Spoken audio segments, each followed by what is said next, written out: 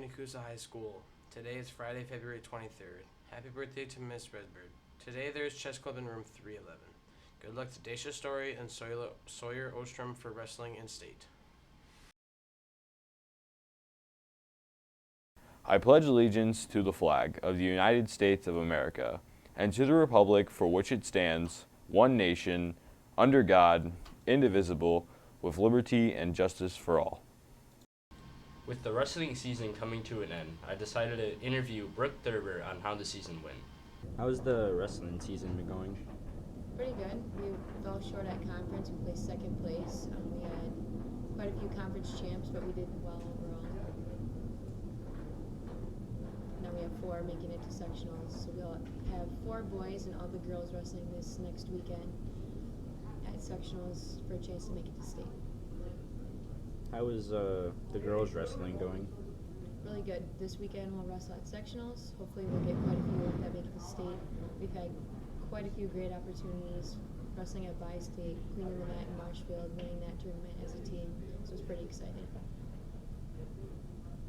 Has there been an increase in girls joining wrestling?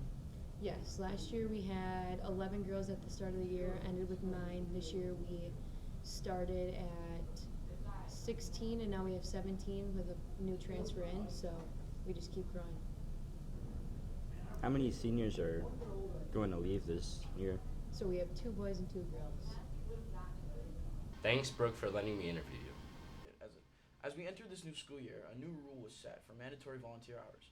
I had some questions, so I emailed Ms. Narrow about these new policies. Why are they changing the requirement now? The requirement for volunteer hours has changed as we're in the academic and career planning reboot this year.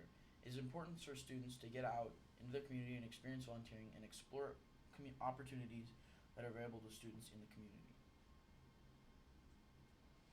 How many hours do you need per year? You need 10 hours per year. How do you document these hours?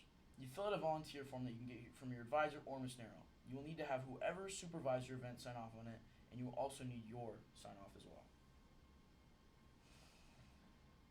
How do you make up these hours if missed? You shouldn't have to make up hours that you miss, as there are many opportunities that are offered in our school and community for you to get the volunteer hours. If you miss the hours, options will be discussed on a case-by-case basis. Could you do all the hours in 1 year? No, you cannot do all the hours in 1 year because the idea is to show growth over time based on your experiences that start in freshman year to senior year. If you're looking for volunteer opportunities, then you might consider Key Club as an option. I interviewed the advisor of the Key Club on the options for volunteering. What opportunities does Key Club have? Yeah, so Key Club provides kids with volunteer opportunities in the community. For example, like this month, there is a opportunity to volunteer at the 4K registration. So we would have volunteers go and help the 4K teachers do activities with future 4K kids to see kind of where they're at to better place them in their classrooms. Is there any first come, first serve opportunities? Yeah, so I would say that any volunteer activities that we have, we offer to Key Club kids first. But then if those spots don't fill up, then I would offer them to everybody else. But if you're interested in signing up for Key Club, you can just talk to me in the hall or you can send me an email. All right, thank you. Yeah, no problem. Thanks. As the school year comes to a close, with only 13 weeks left, do you have your volunteer hours ready?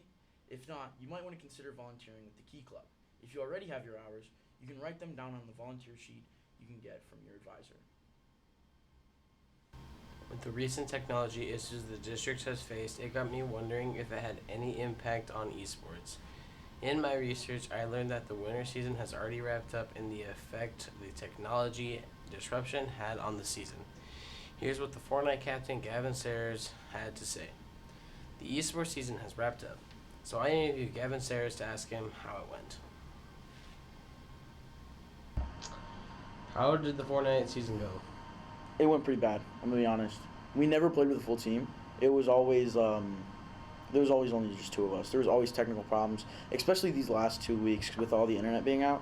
It was absolutely terrible. Alright. How could have it all gone better? If we didn't have the technical issues and everyone always got to play, the computers weren't the greatest to play on, but we made do. Do you think you'll be doing better next year? Probably not, honestly. We did worse than last year, so doing better, yeah, I highly doubt it. Do you think there will be some issues with next year's season? Hopefully not as bad as it was this year, because, yeah, like I said, we had a lot of technical problems. We couldn't play half the time, so let's hope next year it's a little bit better. And what would you tell someone who's joining esports next year? Really just good luck, honestly. These kids, they're so sweaty, it's hard to get anything done without getting just bombarded constantly. Mr. McKeever gave me some info on how the Rocket League team did. They placed 9th overall with a record of 1-6. They struggled to compete with a full team of 3 most of the season. People who participated consisted of Mason White, Xander Dahl, Jordan Medrano, and Logan Zeman. Thank you for letting me interview you.